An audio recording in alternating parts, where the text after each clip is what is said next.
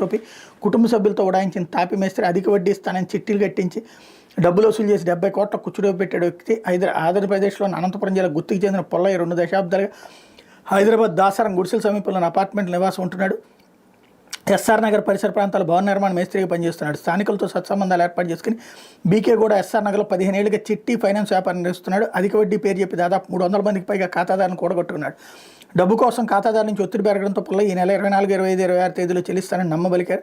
23వ తేదీ సాయంత్రం తన ఫార్చునర్ వాహనాన్ని ఇంట్లోనే వదిలి ఓ క్యాబ్లో తన కుటుంబ సభ్యులతో వెళ్ళిపోయినట్టు తెలుస్తుంది. మొత్తంగా వసూలు చేసిన దాదాపు 70 కోట్లతో ఉడాయించినట్టు చెప్తున్నారు. పుల్లయ్య బాధితులు బల్కంపేట, ఎస్ఆర్ నగర్కి మాత్రమే పరిమితం కాలేదు. అతను స్వస్థలమైన అనంతపురం జిల్లాలోని గుత్తి, కర్నూలు జిల్లాలో కూడా ఉన్నారు. తాము దాచుకున్న నగదుతో పాటు అధిక వడ్డీ వస్తుందన్న ఆశతో తమకు తెలిసిన వారి నగదును కూడా అతని దగ్గర డిపాజిట్లు చేయించిన వారి సంఖ్య ఎక్కువగా ఉంది. పుల్లయ్య ఉడాయించిన విషయం తెలుసుకుని బాధితులు గగ్గోలు పెడుతూ బీకేగూడలోనే ఆయన నివాసానికి చేరుకున్నారు. ఈ మేరకు బాధితులు ఎస్ఆర్ నగర్ పోలీసులు ఫిర్యాదు చేసేందుకు సిద్ధమయ్యారన్నట్టు వార్తని హైలైట్ చేశారు.